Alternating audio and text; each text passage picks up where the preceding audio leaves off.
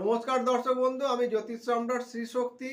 আজকে আমি 1432 সালে বাংলা বছরের প্রত্যেকটা রাশির কীরকম যেতে পারে বার্ষিক একটা রাশিফল বলবো এবং সংক্ষিপ্তভাবেই সেটা বিচার করা হচ্ছে। যার যার রাশি লগ্ন অনুযায়ী এবং বিংশোত্তরীয় দশা অনুযায়ী কিন্তু আলাদা বিচার হয়।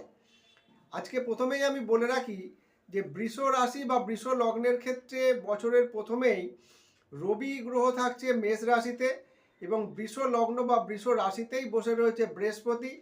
কর্কট রাশিতে মঙ্গল গ্রহের অবস্থান, কন্যা রাশিতে হচ্ছে কেতু গ্রহের অবস্থান, তুলা রাশিতে চন্দ্রের অবস্থান, আর মীন রাশিতে থাকছে বুধ, শুক্র, শনি এবং রাহু গ্রহ। এবারে আসি বৃষ লগ্ন বা বৃষ রাশির ক্ষেত্রে রাজ্যকারী গ্রহই হচ্ছে শনি। তাহলে রাজ্যকারী গ্রহ এতদিন কিন্তু সে দশম, নবম এবং দশমভাবে অবস্থান করছিল, এখন সে গিয়ে একাদশভাবে অবস্থান করছে। তাহলে যেহেতু রাজ্যকারী গ্রহ নিজেই গিয়ে একাদশভাবে অবস্থান করছে, সেই তার জন্য কিন্তু দেখা যাচ্ছে যে বৃষলগ্ন বা বৃষ রাশি যেসব জাতক জাতিকারা আছে তাদের ক্ষেত্রে বলবো, যারা বিল্ডিং মেটেরিয়ালসের ব্যবসা করে, প্রমোটিংয়ের ব্যবসা করে, লোহা লক্করের ব্যবসা করে, বা যারা কোনো হোটেল রেস্টুরেন্টের ব্যবসা করে, তাদের ক্ষেত্রে কিন্তু বলবো এই বছরে কিন্তু তাদের প্রচুর আয়ের যোগ। এবং যেহেতু ইংরাজি মতে এটা মঙ্গলের বছর আর বাংলা মতে বাংলার 1432 সাল হিসাবে রবির বছর, কাজেই রবি এবং মঙ্গল যেহেতু আপনার ক্ষেত্রে শুভকারক গ্রহ, চতুর্থপতি এবং ওদিকে হচ্ছে সপ্তমপতি, কাজেই যারা এই রকম ধরনের কোনো ব্যবসার সঙ্গে যুক্ত আছে তাদের কিন্তু এই বছর প্রচুর আয়ের যোগ রয়েছে। এবং বৃষলগ্ন এবং বৃষ রাশির উপরেই এখন বর্তমান সময় বৃহস্পতি গ্রহ বসে আছে। কাজেই বৃহস্পতি গ্রহ বসে থাকার জন্য আপনার কিন্তু অর্থের একটা প্রাবল্যতা বাড়বে এবং অর্থ কিন্তু যথেষ্ট আয় উন্নতির যোগ রয়েছে।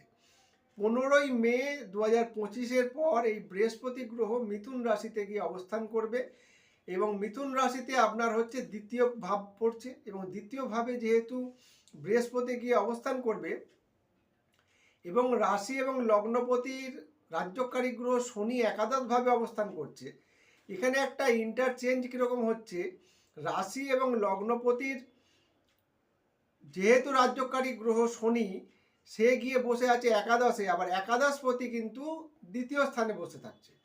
তার ফলে দেখা যাবে যে আপনার কিন্তু প্রচুর একটা আয়ের যোগ রয়েছে, আয়ের একটা যোগাযোগ কিন্তু বৃদ্ধি পাবে, বিশেষ করে 15ই মের পর থেকে। এবারে হচ্ছে আপনার এই রাশিতে চন্দ্র 3টি নক্ষত্র পাবে, যেমন কৃত্তিকা, রোহিণী আর মৃগশিরা।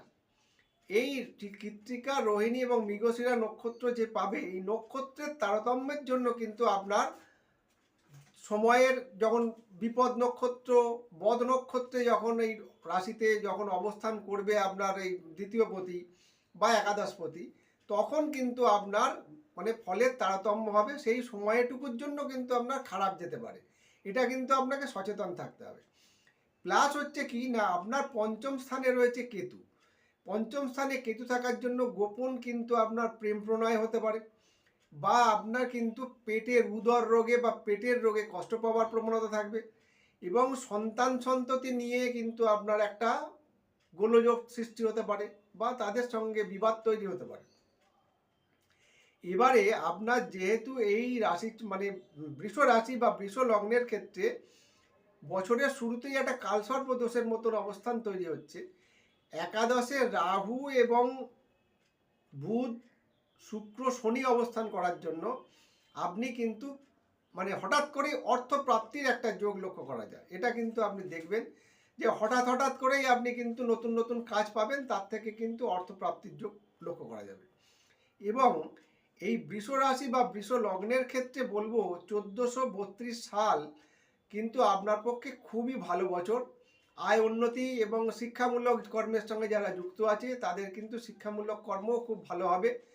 এবং যারা মানে বিশেষ করে যারা মানে সন্তান সন্ততি নিয়ে ব্যস্ত বা যারা তাদের গর্ভস্থ সন্তান আছে তারা কিন্তু একটু সচেতন থাকবেন, কেন তাদের কিন্তু পঞ্চমে যেহেতু কেতু রয়েছে, তাদের কিন্তু একটু সন্তান নিয়ে অসুবিধা হতে পারে। এটা একটু ভালোভাবে ডাক্তার কিন্তু দেখিয়ে নেবেন। এছাড়া মোটামুটি ভালো। এবং এই বৃষ রাশি বা বৃষ লগ্নের ক্ষেত্রে বলবো, রবি এবং মঙ্গল, ইংরেজি মতে মঙ্গল এবং বাংলার সাল অনুযায়ী কিন্তু আপনার রবির বছর, খুবই ভালো বছর। নিশ্চিন্তে আয় উন্নতি যোগ রয়েছে, আপনারা আয় উন্নতির চেষ্টা করুন।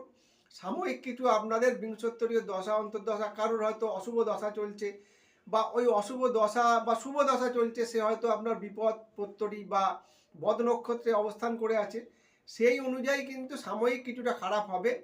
আর নাহলে এমনি কিন্তু ক্ষেত্রেই কিন্তু আপনাদের ভালো ফল লাভ হবে।